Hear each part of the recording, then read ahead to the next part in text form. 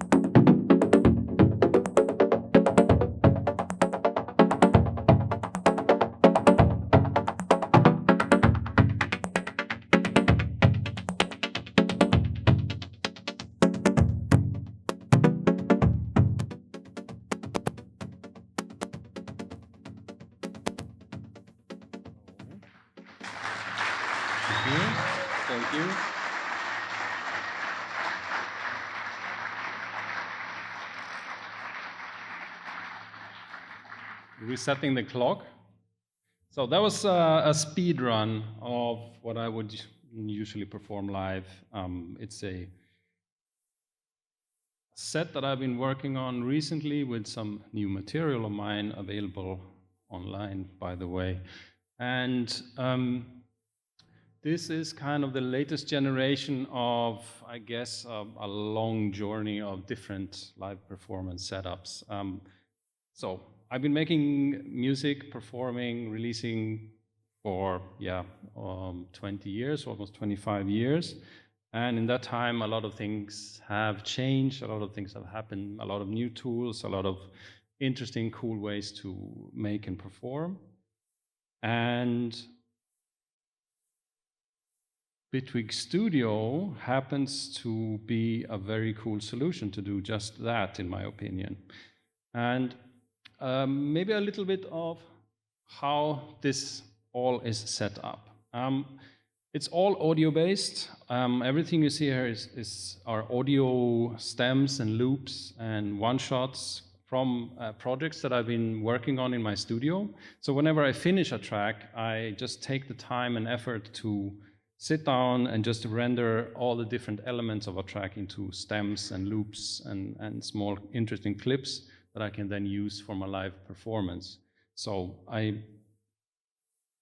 the preparation part is the boring part, but it really pays off in the end. So this is the result of several hours of work. So let's have a little look. And as you can see, I use colors, and I use colors kind of consistently throughout my project. And on the left side, the first two tracks are dedicated to kick and bass. That's always red.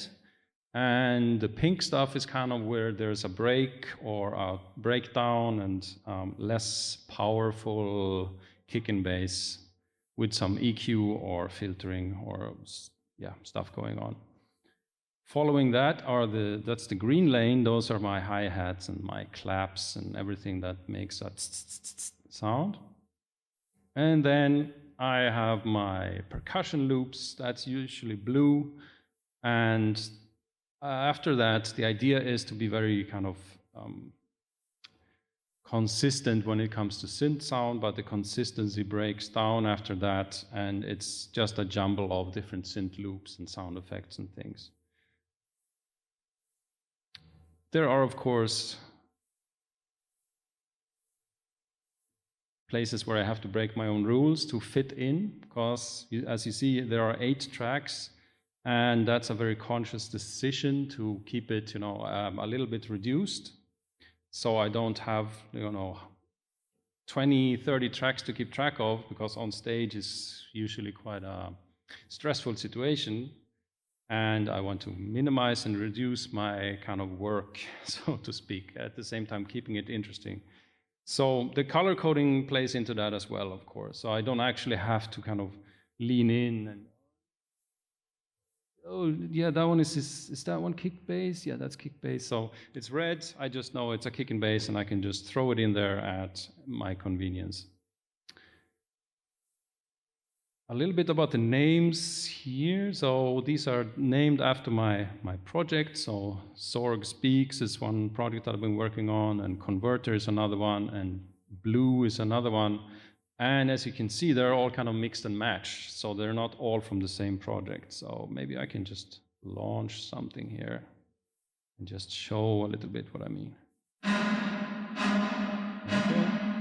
Yeah, thank you. So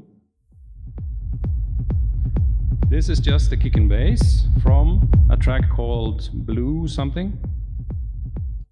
And here's my hi-hats and kind of snarey things going on. The blue one is kind of empty at the moment, but further down the line, something's happening. So skip that for now.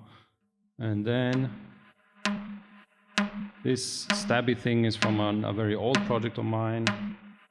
And I just kind of like to mash things up and just put things together from different projects and different tracks, and just to keep things interesting and keep, myself interested. Yeah, so looking at the audio file, you'll see it down here, by the way, that this is kind of like a full-length track. This is the audio file from a full-length project. It's like 6 minutes or something. And this is just the kick and bass exported on its own.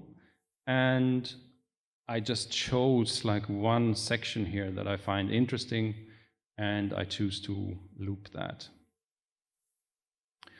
The observant viewer might have noticed that I'm also working with next actions. So I will set up kind of like, let's say this scene here, I've set it up so that after, I've also noted it down here on the scene name. After the first 32 bars, then there's an opportunity to go to the next one. It can also loop on if I find some interesting tweak that I want to keep. But yeah, I like to make notes like that for myself and say, okay, this is a 32-bar interesting scene. Let's play that and then jump to the next one. And as you can see, one next action has already been set up, and now it kind of swapped here in the background. So, and it just swapped from, let's look at the audio file, this section to this section. So it's a natural progression of the project that I made from before, and I'm kind of replaying it in a live situation. So let's move over to the hardware thing, because I'm using hardware effects. There are some devices and things in here as well. Maybe just explain that briefly. So I have a 3-band equalizer, like a DJ EQ here, so I can cut off the bass when I need to, and so on. Those are just for the 2 first tracks. And by the way, these are excellent new feature in Bitwig Studio 5, the remote track remotes. As you noticed during my entire live set, I didn't have to dive into look at a device or look at a waveform. I can just stay in this view and stay in the play mode instead of analysis mode or going to devices, things like that. I didn't have to touch the mouse pad. So, hardware, yes. I have 2 send tracks. Those are my hardware sends, and you might have noticed that I've sent some of the sounds throughout the set to the hardware box. And there's a microphone here too, I think. And it's a jumbled mess. It's hard to see. Yeah, it's a bee's nest in here. So this is an audio interface with 8 analog outputs and 4 analog inputs. Long story short, I'm taking 2 stereo sends out into the Eurorack universe, and they go through different chains. This is kind of a multi-effects through a filter from Bustle into a tiny reverb, and then back again. The second hardware effect chain goes down here, so we have some nasty wavefolding going on, some distortion, and I'm using beats from mutable instruments as kind of a weird delay effect, and then again a filter in the end. And the way I've set it up here is that the sends are pre-fader, meaning that I can play the raw sound with effect, or kill the dry sound and just play it through the effect chain. So, whoop. Yeah. So that's the general setup, and that's all I have time to explain right now. If there are any questions, I'm more than happy to answer. So there you go.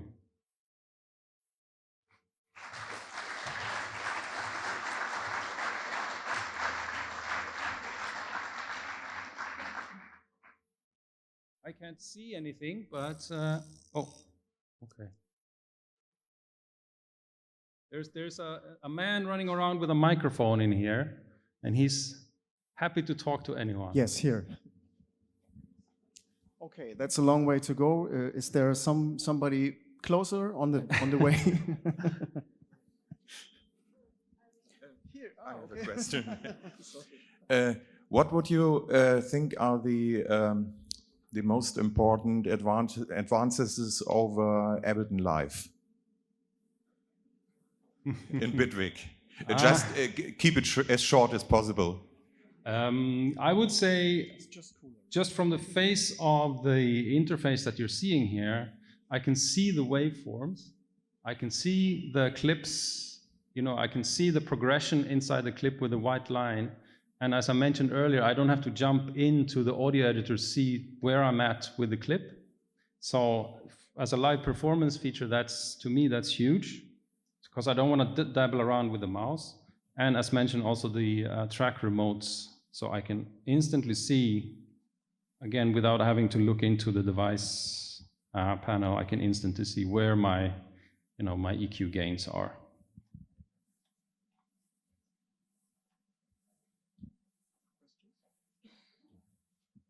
Anybody else? Over there, okay. And over there, okay. Hi, for somebody like me who can't read, would it be possible to have like images in the clips, or import images, or showing a drum or something where is visual? No. I think that'd be pretty easy to make that update, right? So yeah, there are no icons or anything that you can put in right now. You can color code it like I am, and you can kind of see the waveform, as mentioned earlier, but there's no way to put in images or icons at this point. But thank you for the suggestion. Thank you. Hi. So as you said, so you render anything to audio beforehand, but Bitwig Studio is well known for the audio modulation capabilities. Mm-hmm. So isn't this also, how to say, so you're not making use of this, although this is one of the strengths of the software.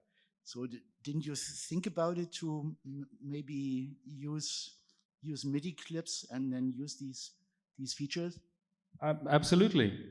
It's possible. It's right in there, and it's available to use. I just made a conscious decision to keep it as simple as possible and just work with audio. There are several reasons for that. For one thing, I use a lot of hardware when I produce, and I do use the modulation capabilities of Bitwig Studio like bonkers, but it's just that taking that material into a live project is not feasible the way I do it. And I just want to simplify and just keep it simple. So I can just, mix and match things, as I said. Just take one element from one track, put it together with 2 or 3 different elements from other projects. And yeah, it's just a matter of how I personally perform. I remember there was somebody else over there. No, but in between I have a question too. So you just played live with a hardware controller and the hardware. How is the hardware controller assigned to the functions? That's a very good question. So the Launchpad, I'm using kind of the out-of-the-box factory script that comes with Bitwig Studio, so I don't need to set that up in any way. That's already, I have my clip launching capabilities here already available. With the Launch Control XL, it's a little bit different. There's a mapping panel available. So here I've actually overridden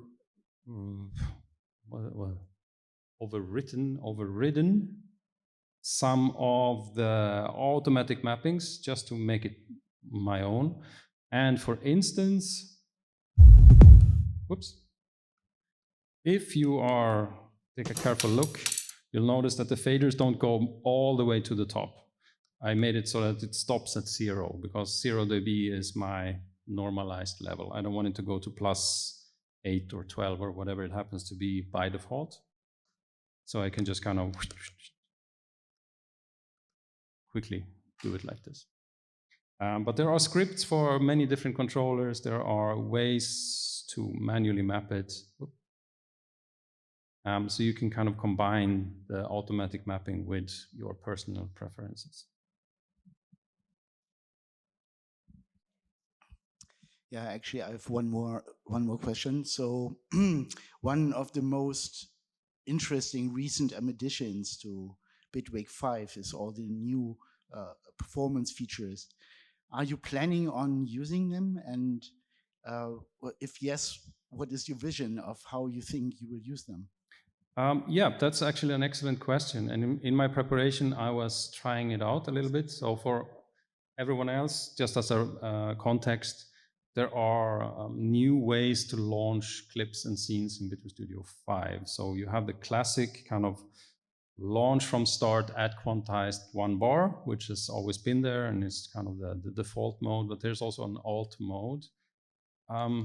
Let's see if I can actually demo that quickly. The way I was kind of planning of doing it a little bit, but in the end didn't. So launch one of these bellers. So holding Alt. Oops.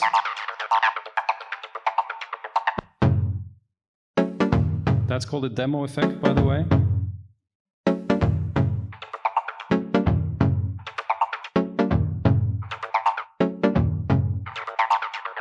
Again, okay.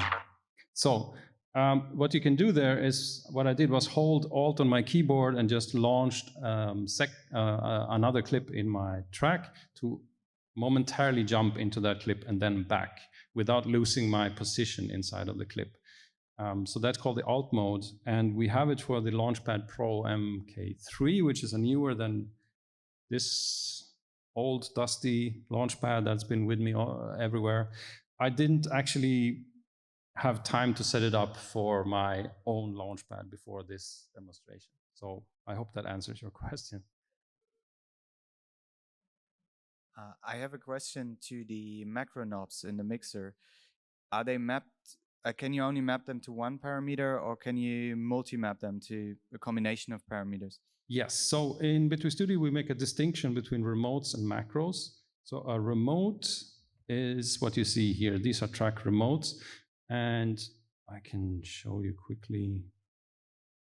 For instance, the third one here is not mapped, is available. If I click that, I can, for instance, just assign it to here. And that's just one mapping per knob. However, if I so desire, I can create a track or a project macro as an intermediate step, assign this to, 1,000 parameters, and then set up my remote to, okay, because, yeah, I can't show it right now, but that's the principle. You can set up a macro and then assign it to anything, and then simply assign that in turn as a remote control. And it doesn't have to be knobs, by the way. It can be buttons, it can be choosers, it can be all sorts of things. Hi, I have two questions. One is if the hardware effects go back into the box so you can make make a feedback loop. And then the second question is, you obviously could make all the effects just in the box and make a pretty elaborate chain, but you've chosen to do it with hardware. So like, I'm wondering if that's because you're potentially afraid of rendering all these effects for the performance CPU, or is just you like hardware and that's where you want to play? Yeah, that's an excellent question. I also play live only using in-the-box effects. That happens. Sometimes you arrive at a gig and there's simply no space to put your stuff. There's sometimes maybe not even a table. And then it's not always convenient to put up like a Eurorack system. So then in those circumstances, I just keep it in the box and use kind of the built-in filters. You can see they're actually just laying around in my tracks as it is. and I have delays and reverbs in here as well. So the reason why I wanted to put it in the real world, so to speak, is that I have physical control over the sounds. I don't, because, you know, again, if I'm only in the box, then I constantly have to watch the screen. I constantly have to worry about, okay, what's the setting of this filter? And just, you know, constantly watching the screen. Instead, I can constantly watch, constantly look at this, which is also way more fun. It's just an artistic choice. It's not so much to do with CPU or kind of resources or anything like that. What was the first question again?